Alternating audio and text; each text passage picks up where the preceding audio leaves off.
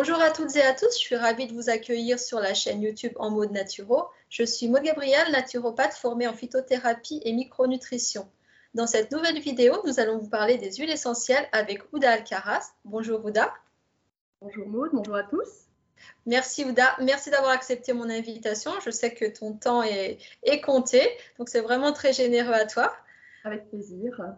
Merci. Donc, Ouda est nutrithérapeute et heilpraktiker et spécialisée dans l'utilisation et d'ailleurs la formation pour les thérapeutes et le grand public aussi de l'utilisation des huiles essentielles.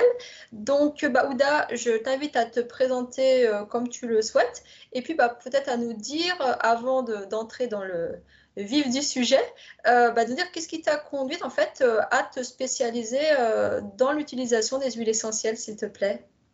Oui, avec plaisir. Donc alors moi, je suis nutrithérapeute. Donc j'ai été formée par Jean-Paul Curtet, donc l'école, le CFNA à Namur en Belgique. Donc je suis également aromatologue, formatrice en aromathérapie scientifique.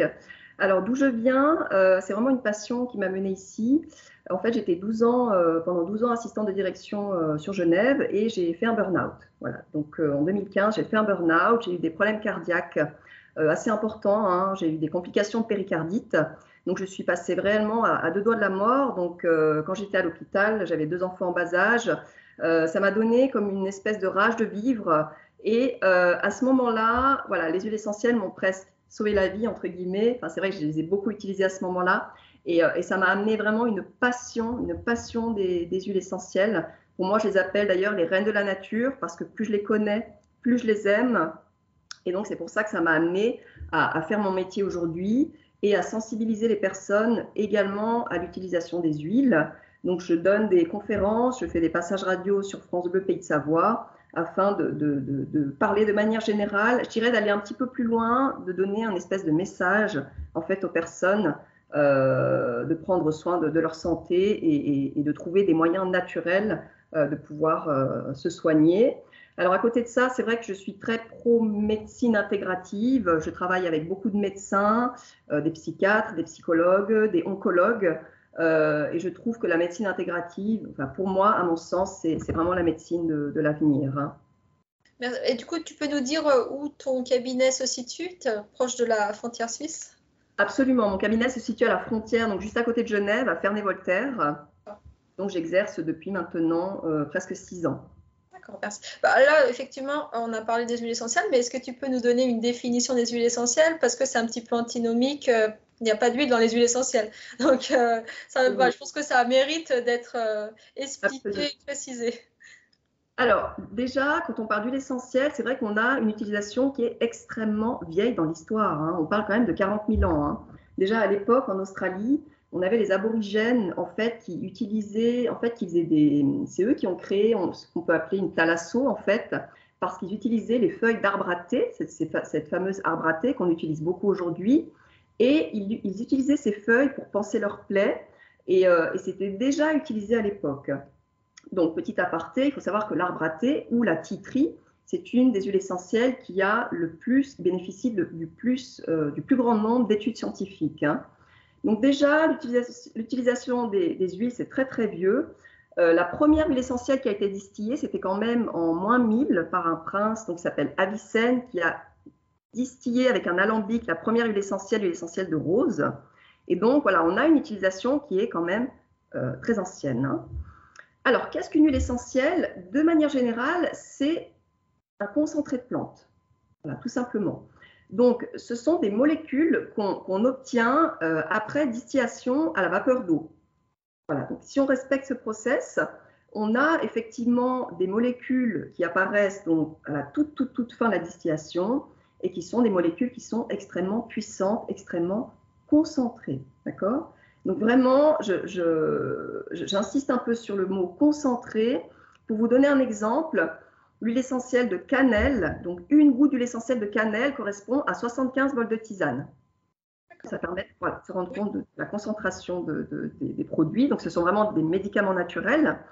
Alors, on peut les obtenir également par extraction, d'accord? Vous pourriez vous-même, presque à la maison, faire sa propre huile essentielle l'essence, de citron ou d'orange, parce qu'on les obtient par extraction, en fait, de la peau. Et donc, c'est là qu'on obtient les agrumes, donc orange, pamplemousse, citron, etc. Donc, pour les agrumes, voilà, j'aime bien donner des petits conseils pratiques déjà tout de suite. Lorsque vous achetez des huiles essentielles, enfin, des essences, pardon, d'agrumes, il faut les garder au frigo, d'accord, pendant 2 ans maximum à partir de la date d'achat. C'est quand même bien, 2 ans. Et il faut absolument les garder au frais. C'est quand même mieux. Et il faut savoir que les agrumes, c'est photosensibilisant. Donc, une essence de citron, orange, pamplemousse, bergamote, si jamais vous l'utilisez, elle est photosensibilisante. Donc, il faut attendre 6 heures avant d'aller s'exposer au soleil. Mais ça, on l'abordera un peu plus loin. Et donc, les essences d'agrumes, les flacons non ouverts, on les garde quand même au frigo ou c'est après ouverture? C'est après ouverture. Oui, d'accord. Garder au frigo. Et de manière générale, lorsqu'on achète une huile essentielle, donc pas forcément un agrume, c'est vrai que généralement, c'est noté 5 ans en date de péremption, mais on peut les garder 10 ans, hein, facile. Hein. Justement, à cause des molécules qui permettent de contenir, on va dire, le développement microbien. Absolument. Et je voulais faire un tout petit aparté sur le côté écolo. C'est vrai qu'on n'en parle pas beaucoup, mais au cabinet, j'ai parfois des personnes qui me disent « Oui, mais alors, ce n'est pas très écolo parce que effectivement, il faut énormément de matières premières hein, pour obtenir des huiles essentielles. » Donc, je vous donne un exemple. Pour la mélisse, 1 litre de mélisse, ça nécessite plus de 10 tonnes d'herbe quand même. Et la rose… Pardon ? C'est ce qui fait son prix aussi. La mélisse, par exemple. Absolument. Donc, la rose, c'est 4 tonnes de pétales. Voilà. Mais, alors, ce qu'il faut savoir, c'est qu'on en utilise très peu, finalement. Si on les respecte, on les utilise de manière, je dirais, équilibrée et qu'on n'en abuse pas, il n'y a aucun problème. Et il faut savoir quand même que les huiles essentielles les plus utilisées, c'est encore une fois tea tree, lavande. Et ces huiles-là ne nécessitent pas beaucoup de matières premières et pas beaucoup d'eau. Enfin, je veux dire, au niveau écologique, si on respecte l'utilisation, on n'a aucun problème. Et ben justement, qu'est-ce que tu peux quelles sont les propriétés principales des huiles essentielles en termes d'indication pour quelle pathologie tu les utilises? Ça veut dire toutes, vu que c'est ta spécialisation, mais en fait, au quotidien, quel est leur meilleur tropisme? Alors là, on a un fabuleux arsenal thérapeutique des huiles. C'est extraordinaire. Je dirais qu'elle traite presque la quasi-totalité des troubles. Bon, bien évidemment, on ne parle pas de maladies génétiques, hein, on est d'accord. Oui. Mais je dirais, on a quand même un arsenal thérapeutique qui est très vaste. Donc, on peut partir d'une gastro, d'un rhume, en passant par le surpoids, les diabètes. D'accord ? Donc, on a des huiles essentielles vraiment spécifiques pour le diabète. Donc moi, j'ai donné une conférence sur le diabète de type 2 à Alger il y a 2 mois. Et voilà, il y avait une centaine de médecins qui étaient là, qui étaient très ouverts. Donc, on a des huiles essentielles qui vont être efficaces sur des maladies auto-immunes en parallèle au traitement allopathique, hein, on est d'accord. Hein. Des pathologies lourdes, hein, telles que la polyarthrite rhumatoïde. Donc, on a l'huile essentielle, par exemple, de thym saturéoïde, donc qui est vraiment spécifique pour ce genre de pathologie, qui va être vraiment intéressante. Petit aparté, les problèmes de polyarthrite rhumatoïde, il faut aussi s'interroger sur le microbiote. Mais bon, ça, c'est un autre sujet. Justement, là, peut-être que tu peux introduire la notion de chémotype, parce que le thym, ça mérite d'être précisé peut-être à ce… Absolument. Donc, quand on parle de chémotype, le chémotype, c'est la race chimique d'une huile essentielle. Si je vous donne un exemple, le thym. Donc, si vous allez dans une boutique et vous demandez une huile essentielle de thym, on vous dit oui, j'ai l'huile essentielle de thym, vous fuyez. D'accord ? Donc, quel thym ? On a le thym à linalol, thym à tujanol, ce fameux thym saturéoïde, le thym à thymol. Et voilà, donc c'est ce qu'on appelle donc, le chémotype, c'est la race chimique de l'huile essentielle. Donc, c'est ce qui permet de différencier finalement certaines huiles. Et ça, c'est extrêmement important parce qu'on n'a pas du tout les mêmes indications. On a des contre-indications strictes. Je vous donne un exemple, le thym à linalol qui est tout à fait utilisé, qu'on peut utiliser pour les enfants, les femmes enceintes et allaitantes, etc., sans problème. On a une différence par rapport au thym à thymol qui, là, est complètement interdit pour les enfants et les femmes enceintes et allaitantes. Alors, il faudrait juste préciser encore pour le côté, oui, le côté pathologie, on a des huiles essentielles qui peuvent accompagner le cancer également. Donc, on peut utiliser en oncologie, donc bien évidemment, toujours en accord avec les oncologues, avec les pharmacies de l'hôpital. On a des effets qui sont vraiment spécifiques par rapport au système immunitaire, antitumoral, etc., etc. Donc, c'est vrai qu'on a quelque chose qui est extrêmement concentré et très, très large, finalement, d'utilisation.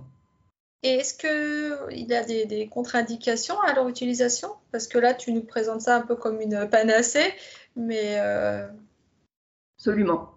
On a des contre-indications strictes, c'est-à-dire que on a ici des médicaments naturels. Hein. Donc là, il faut vraiment être vigilant.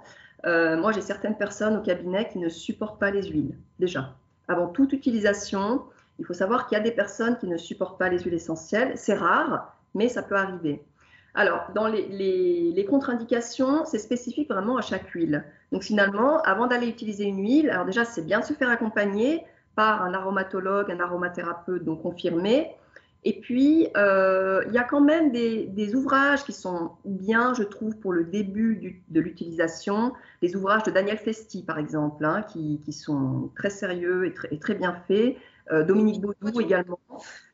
Dominique Baudou, il a fait des ouvrages qui sont vraiment extraordinaires, très bien détaillés, donc ça c'est vraiment chouette.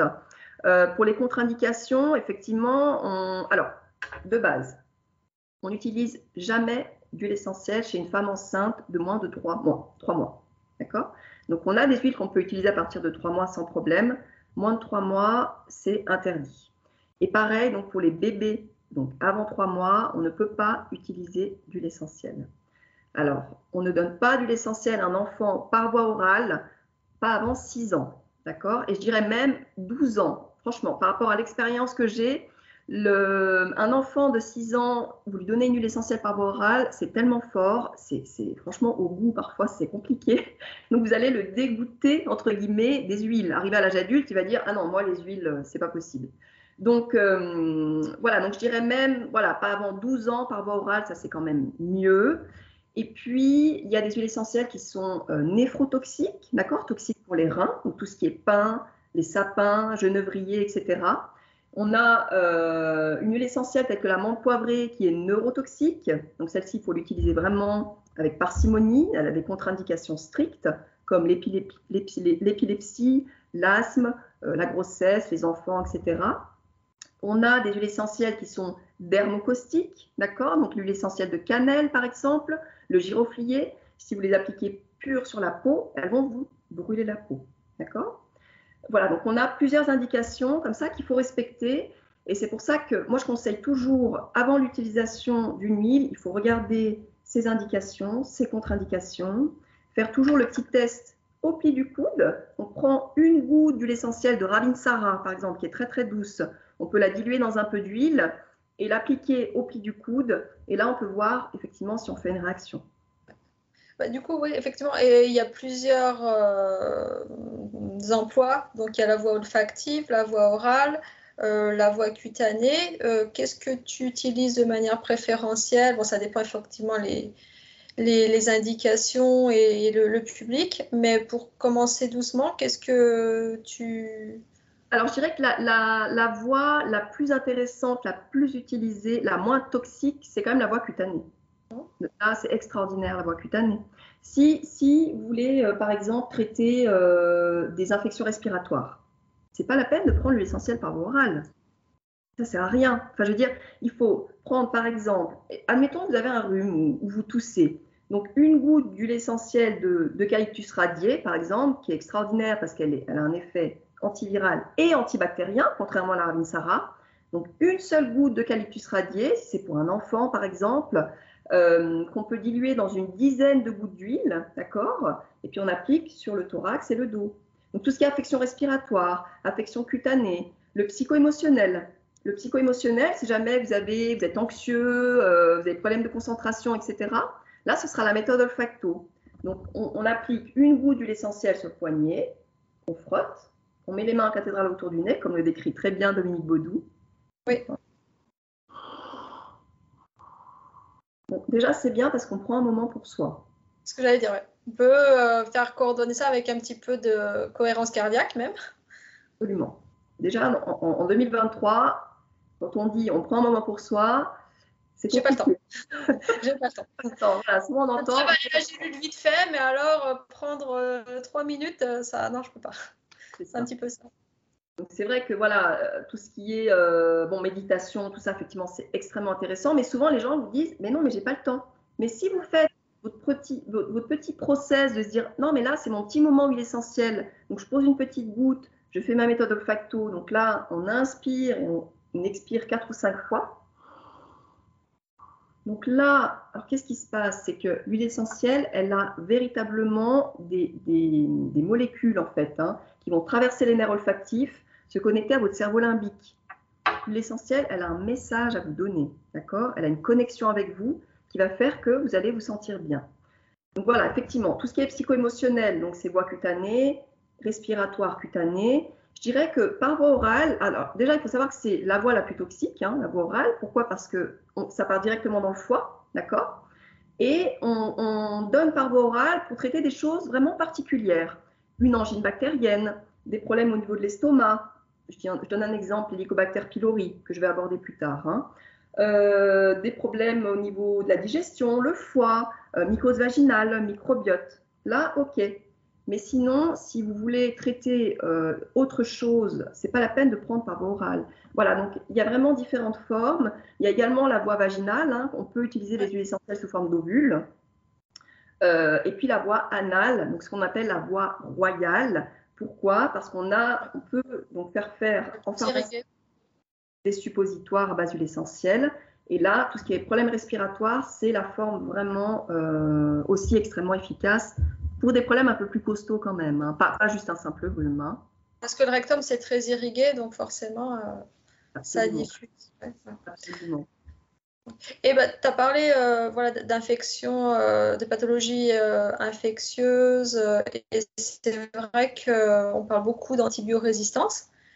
Comment tu positionnes les huiles essentielles par rapport à ça, comme un petit peu l'avenir ou complémentaire ou... Parce que c'est vrai qu'on en parle même dans les hôpitaux. Est-ce que c'est si développé que ça ou... Alors oui, moi je pense que c'est l'avenir, clairement. Clairement, il y a d'ailleurs un médecin, un chercheur marocain qui a développé une formule à base d'huile essentielle et d'antibiotiques. Et là, c'est vraiment, à mon avis, c'est l'avenir. Pourquoi?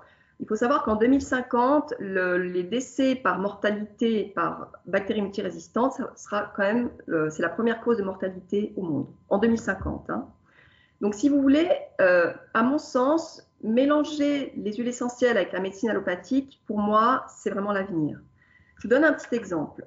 Si on prend un antibiotique avec une bactérie qui développe de la résistance, l'antibiotique a une molécule, d'accord? Donc, si la bactérie développe de la résistance, c'est compliqué, d'accord? L'huile essentielle, elle a des dizaines, voire des centaines de molécules qui vont attaquer cette bactérie. Donc, il est très difficile de développer de la résistance par rapport aux huiles. Ça arrive, d'accord? Ça peut arriver, mais c'est rare. Alors, ce qui est top, c'est effectivement de prendre en parallèle un traitement antibiotique. Si on prend des huiles essentielles, l'huile essentielle va créer une brèche dans la bactérie et là, l'antibiotique peut faire son job. Donc, pour moi, c'est vraiment la médecine de l'avenir. Et d'ailleurs, moi récemment, j'ai traité une bactérie multirésistante avec une huile essentielle, la lavande stechade. Alors, pour la petite histoire, mon patient était à l'hôpital. Il avait développé donc, cette fameuse bactérie Pseudomonas aeruginosa dans l'oreille. Il avait pris 4 traitements antibiotiques, 2 par voie intraveineuse, 2 par voie orale. Son état était critique. Hein.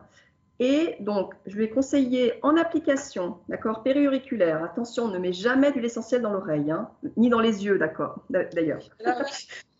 On le fait une fois, mais ça. Mais c'est vrai qu'il a appliqué en périauriculaire, donc sur l'oreille, 3 fois par jour, 2 gouttes de la lavande stechade. Et au bout de 48 heures, il n'avait plus rien.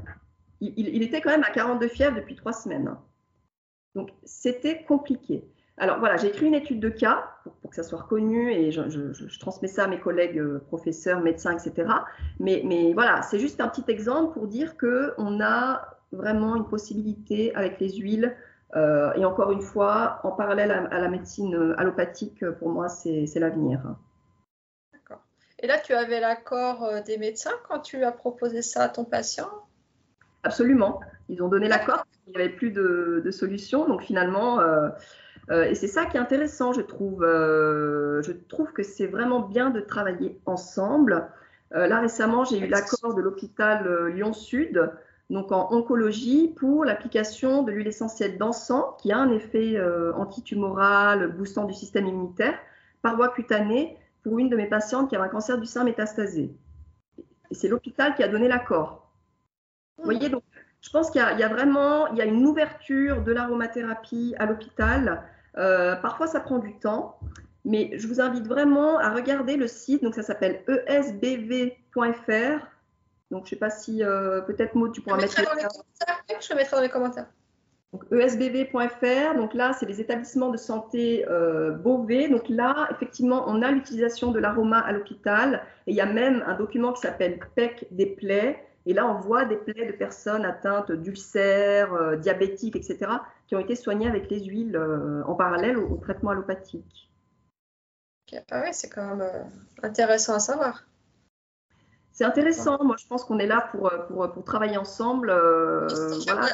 Le but final, c'est quand même le mieux-être de la personne. Donc, c'est pas l'allopathie contre les pratiques complémentaires. C'est vraiment ensemble, en fait. Absolument. Et c'est vrai qu'on a, voilà, moi j'en parle avec passion parce que c'est vrai que c'est des, voilà, pour moi c'est des guides, hein, les huiles essentielles, c'est des molécules, encore une fois, hein, extrêmement résistantes, concentrées, je veux dire, et qu'on doit utiliser avec respect, vraiment. Respect et parcimonie. Absolument. Parce que c'est quand même quelque chose qu'on prend à la nature, donc c'est vrai que c'est pas... oui, ça a à respecter ce que la nature nous offre en fait, mais on n'a pas forcément conscience dans cette société de surconsommation, ça devient vite un objet ou un bien qu'on peut acheter sur un rayon et puis on n'a pas conscience de toutes ces précieuses molécules offertes par la nature et le travail qu'il y a derrière. Parce qu'il faut les cultiver, les plantes, les récolter, les distiller, et ça, c'est des heures et des heures de travail, et effectivement, on n'en a pas forcément conscience. Quand on voit un petit flacon de 5 ml, on se dit, waouh, 40 €, c'est un petit peu abusé, mais en fait, ça vaudrait peut-être largement plus, quoi. Et oui, c'est sûr, c'est sûr. Puis c'est vrai que des produits qu'on trouve un peu partout, on se dit, bon, bah, c'est naturel, on peut utiliser. Ouais. Encore une fois, attention, vraiment, faites-vous accompagner. Je n'ai pas précisé tout à l'heure, mais si jamais il y a des traitements médicamenteux qu'une personne prend, elle devrait se faire accompagner si elle veut prendre des huiles essentielles parce qu'on a des interactions. Hein. Moi, je demande toujours l'accord de mes collègues pharmaciens si je veux conseiller des huiles à une personne qui a un traitement médicamenteux parce qu'il y a des interactions avec les médicaments.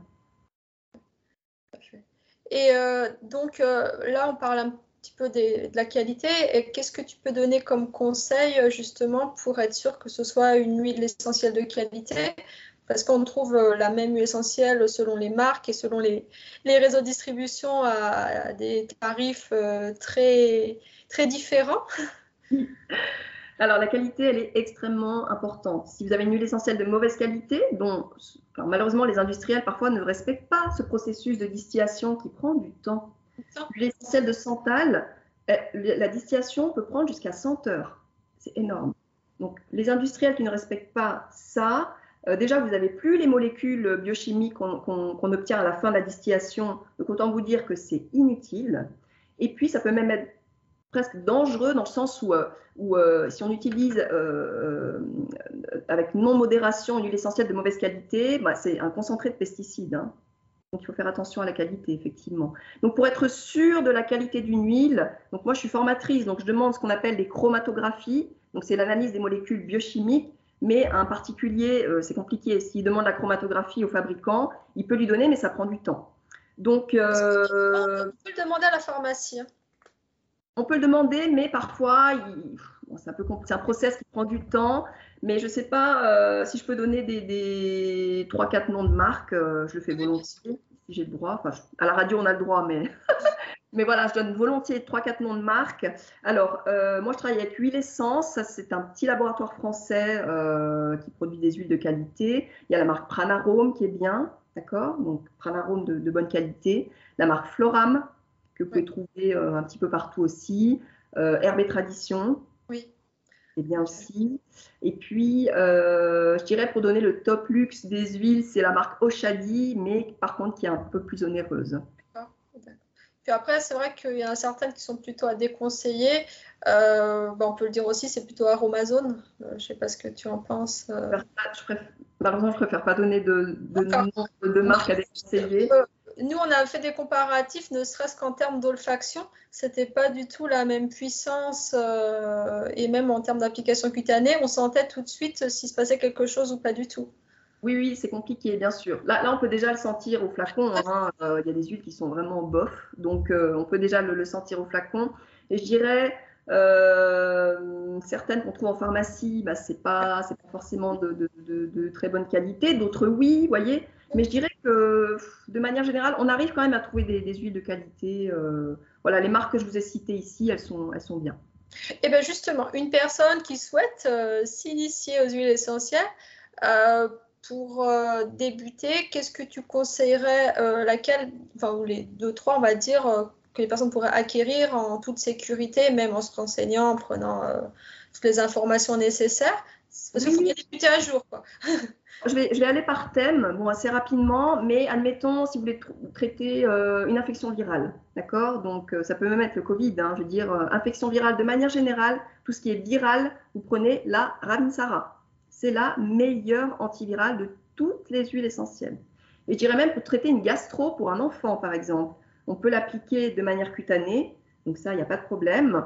Si on veut, si vous avez, admettons, un rhume qui tourne un petit peu avec des glaires, voilà, on sent que c'est bactérien, pas la Ravensara, parce qu'elle a uniquement un effet antiviral. Donc là, l'eucalyptus radié.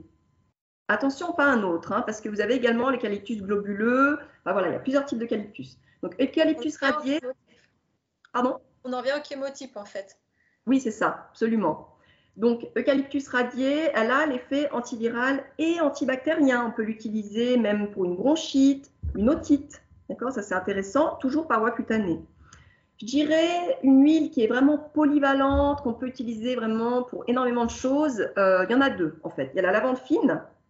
Donc, lavande fine qui va traiter le côté soit psycho-émotionnel, elle est calmante, elle est apaisante, elle va amener le sommeil.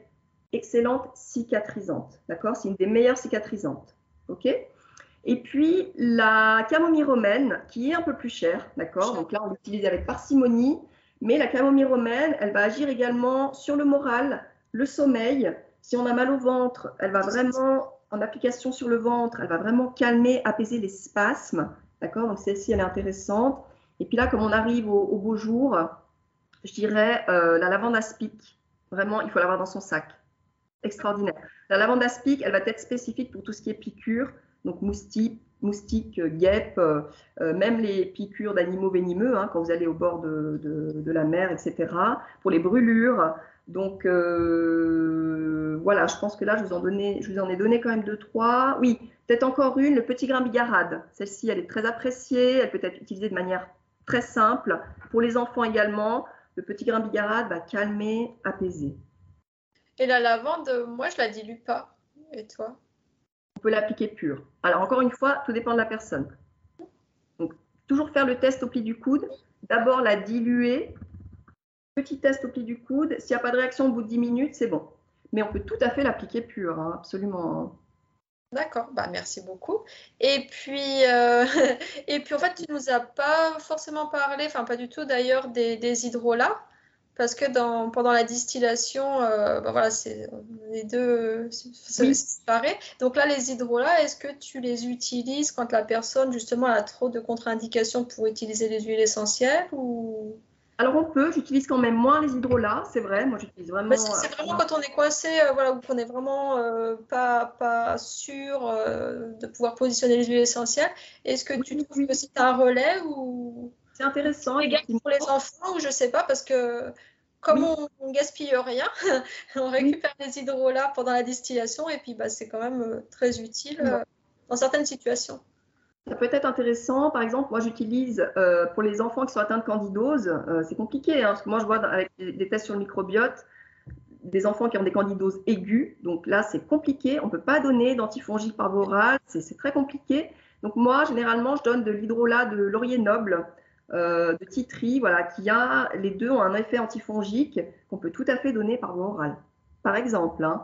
Après, une personne qui voudra un effet un petit peu sur la peau, moi j'aime beaucoup, c'est l'hydrolat d'Immortel, qui est extraordinaire pour la peau, pour les femmes, comme anti-rides, vraiment, on commence le matin avec la peau toute douce, ça c'est intéressant. Voilà, donc on a vraiment l'hydrolat de bleuet, par exemple, qu'on peut appliquer sur les yeux, voilà, en cas de yeux fatigués, etc. Mais je dirais celle que j'utilise le plus, c'est vraiment l'hydrolat de laurier noble et titri, justement pour les enfants qui sont atteints de candidose. Hein. Et les hydrolats, on les garde au frigo après ouverture. Il faut les garder au frigo. En revanche, il faut quand même bien respecter la date de péremption. Là, on ne peut pas les garder jusqu'à 10 ans. Hein. C'est pas possible. Non, mais c'est vrai que c'est des petites précisions qui me semblent quand même intéressantes Absolument. à partager, parce que c'est dommage d'acheter un produit puis en fait qui se détériore au bout de quelques jours parce qu'on n'avait pas justement cette indication. C'est sûr, oui, oui. Alors les huiles, sauf les agrumes, vous pouvez garder jusqu'à 10 ans, hein, facile. Hein. Donc c'est quand même bien. Je veux dire, on utilise, certes, parfois ça peut paraître un peu cher, mais on en utilise très peu et on peut les garder longtemps. Et puis, comme les molécules sont volatiles, aussi donner peut-être l'information qu'il faut bien les refermer, parce que c'est vrai que... Absolument, oui, c'est vrai. Il faut bien les refermer, il faut les garder à l'abri de la lumière, même si on a des flacons en estagnon, hein, c'est des flacons qui sont opaques, mais c'est quand même toujours bien de les garder à l'abri donc de grosses chaleurs, de la lumière, et bien évidemment hors de portée des enfants. Attention, hein. Le centre anti-poison, c'est quand même plus de 300 appels par jour hein, pour l'aroma, donc voilà, il faut être vigilant. Une petite anecdote, moi j'ai fait 3 ans de formation phyto à l'École lyonnaise des plantes médicinales, et nos cours d'aroma, avant de commencer chaque cours, on devait partager nos expériences positives ou négatives avec les huiles essentielles. Et c'est vrai que ça a vraiment invité à la prudence, parce que voilà, mon mari il a fait ci, oh, j'ai fait ça sur ma fille, et en fait les réactions étaient pas toujours optimales. Donc c'est pour ça que ça me semble vraiment intéressant de prendre toutes les informations nécessaires, parce que c'est quelque chose de puissant. Oui, oui, oui, absolument. Oui, c'est quelque chose de puissant, extrêmement puissant. Je dirais que sur Terre, à mon avis, il n'y a rien de plus concentré hein, quand même. Oui, donc, c'est bien concentré. Oui, il faut être vigilant. Puis c'est vrai que quand on regarde sur Internet, il y a tout un tas d'informations, tout ça, les gens sont perdus, vraiment. Donc, il ne faut pas hésiter à s'accompagner. Moi, je vous ai donné des auteurs d'ouvrages. Donc, Dominique Baudou, moi, c'est vraiment mon favori. Après, voilà, Daniel Festi, leur ouvrage, je veux dire, on peut y aller les yeux fermés. Hein. Je dirais Dominique Baudou, c'est bien parce qu'il sélectionne quelques huiles essentielles dans certains ouvrages, et puis après, il donne des associations pour tel ou tel symptôme, pathologie. Donc ça, je trouve que pour y aller pas à pas, c'est quand même assez intéressant et puis assez sécuritaire, en fait. Et oui, oui, oui, l'essentiel, c'est de rester dans la sécurité. Et puis, je dirais de ne pas avoir peur non plus des huiles. C'est-à-dire que, voilà, il ne faut pas en avoir peur si c'est bien utilisé, si vous êtes bien accompagné. Là, c'est merveilleux. Hein. Tout à l'heure, je n'ai pas parlé de la diffusion. Là, je pense qu'on n'a plus beaucoup de temps, mais la diffusion, c'est aussi extraordinaire. Hein. Je veux dire, si on veut une personne qui tombe malade, par exemple, puis qu'on veut nettoyer un petit peu l'air des molécules qui sont un petit peu pathogènes, on peut utiliser l'essence de citron, donc en diffusion. Donc maintenant, on a des nouveaux diffuseurs qui s'appellent des diffuseurs par ultra-nébulisation. Donc on a simplement à visser la bouteille d'huile essentielle sur le diffuseur, et puis là, on peut diffuser. Alors, je précise juste que la diffusion, c'est 20 minutes à chaque fois. C'est pas, on diffuse toute la journée. Et toutes ne se diffusent pas aussi. Pardon ? Et toutes ne se diffusent pas. Oui, il y a des huiles essentielles qu'on ne peut absolument pas diffuser, la cannelle, l'amande poivrée, etc. Mais la diffusion, c'est aussi un moyen qui est très intéressant. Aussi, on propose de temps en temps pour les enfants qui ont du mal à s'endormir, donc de le faire un petit peu avant son coucher, après on aère, mais ça permet aussi quand même de mettre une odeur apaisante. Oui, oui, oui, c'est sûr. Et puis même si on a une atmosphère un petit peu tendue comme ça, avec son mari ou je ne sais pas. Du coup, ça un exemple. C'est vrai que c'est pour des enfants qui sont hyperactifs, voilà, ça amène vraiment un climat extraordinaire. Et si on a besoin de concentration aussi, la bergamote par exemple, hein, l'essence de bergamote, si on a besoin de concentration, on peut la mettre en diffusion, elle est intéressante. Hein.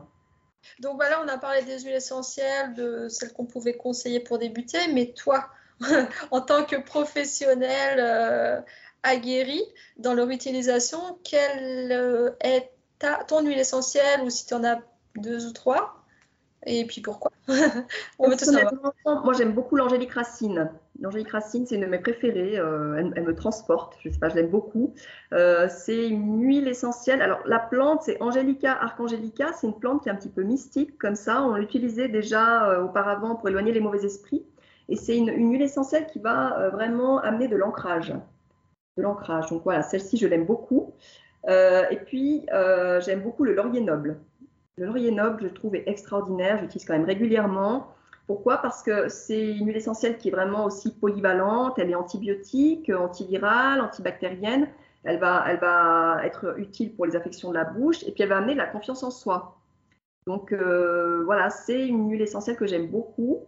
Ouais, je dirais ces deux-là, oui, je les aime particulièrement. Oui. D'accord. Après, ce qui peut-être préciser aussi que vu que il y a une interaction avec le cerveau limbique, enfin, nous on faisait des tests, on va dire, à l'ELPM, donc, et il y avait des personnes qui réagissaient fortement de manière négative en sentant une huile essentielle. Et il y a des ouvrages dédiés pour travailler justement sur des mémoires anciennes, parce qu'on peut faire des associations entre telle odeur et tel vécu en fait. Et voilà, donc ça, c'est pour peut-être prévenir parce que des fois, par exemple, à la lavande, on suppose que tout le monde aime plus ou moins cette odeur assez agréable, mais il y a des personnes qui réagissaient très fortement de manière négative. Ah oui, oui, moi parfois parce que moi je propose des séances d'olfactothérapie en fait au cabinet. Et puis parfois, j'ai des gens qui se sentent à la lavande, qui me disent ah non, ça me fait penser à ma grand-mère. Enfin bref. Oui, mais moi, vraiment, il y avait des personnes qui pleuraient vraiment, c'était insupportable. Donc, il faut dire que c'est vraiment puissant. C'est puissant, c'est très puissant. Il y a des huiles, effectivement, à un moment donné, peut-être qui ne vont pas plaire du tout, mais c'est parce qu'il y a quelque chose à travailler au niveau psycho-émotionnel.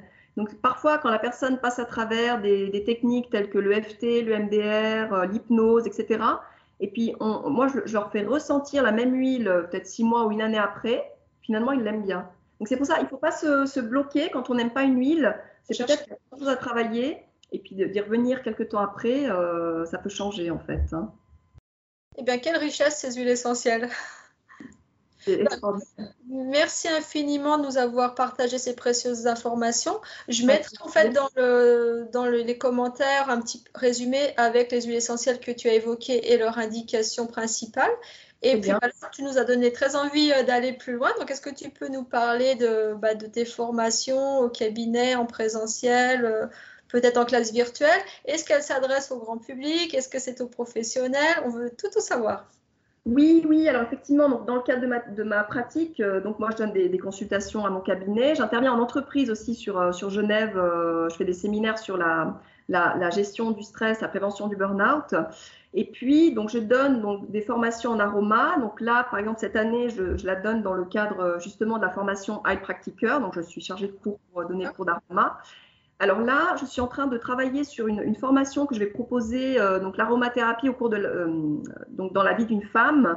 Donc là, je suis en train de la préparer. On va la filmer au mois de juin et elle sera disponible sur une plateforme.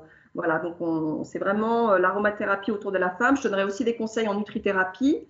Et je donne, alors, pour les conférences, la prochaine, c'est sur la ménopause, donc au mois de juin. Donc, elle sera disponible en ligne. Il faudra juste se connecter à ma page Mes huiles essentielles pour avoir les infos. Et puis, je donne une conférence sur le microbiote, mais ça, c'est en présentiel à Brive-les-Bains. Mais toutes les infos sont sur ma page et sur mon site internet. Hein. De toute façon, je mettrai tous les liens pour te retrouver ton actualité aussi dans les commentaires de la vidéo. Mais c'est vrai que c'est très très intéressant d'avoir des informations complémentaires parce que aussi ce que tu nous disais de faire un petit peu le tri parce qu'on trouve souvent des informations contradictoires et puis bon, il y a un moment il faut être un petit peu guidé de synthétiser les informations pour débuter progressivement pour les personnes pour lesquelles c'est le cas en fait.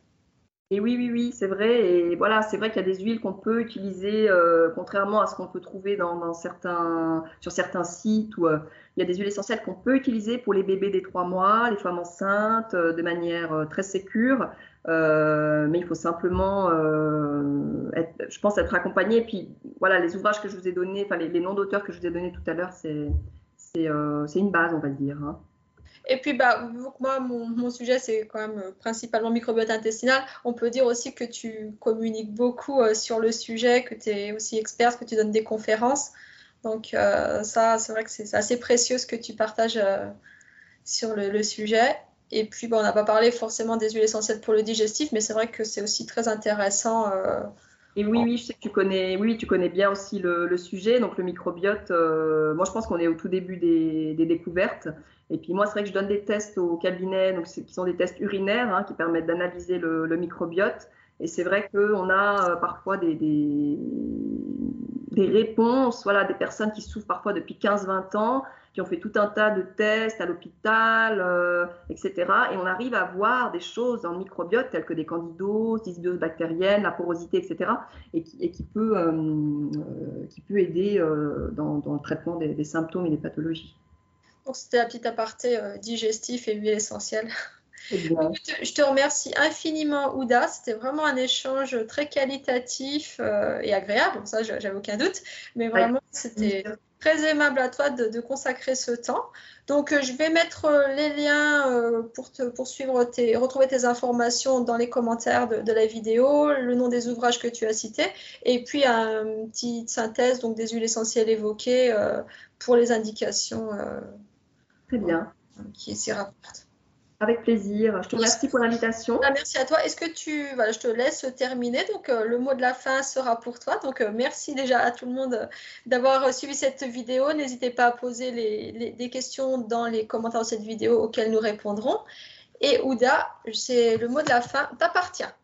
Oui, je te remercie Maud donc, pour l'invitation, ce fut un plaisir. Et c'est vrai que moi j'aime bien, alors ma devise, hein, j'aime bien souvent dire aux gens garder l'énergie, parce que pour moi l'énergie c'est vraiment la chose la plus importante, et surtout de suivre son intuition finalement. C'est vrai qu'on est dans un monde où il y a tellement, tellement, tellement d'informations, on est bombardé d'informations, et je dis simplement parfois aux personnes de suivre aussi leur intuition et de s'écouter, ça c'est extrêmement important. Merci beaucoup, Ouda. Avec plaisir. Garde l'énergie également, parce que là, tu nous en as donné beaucoup et ça a été vraiment très agréable. C'est chouette. Merci à toi, Maud. Merci à toi, Ouda. Merci. Au revoir. Au revoir.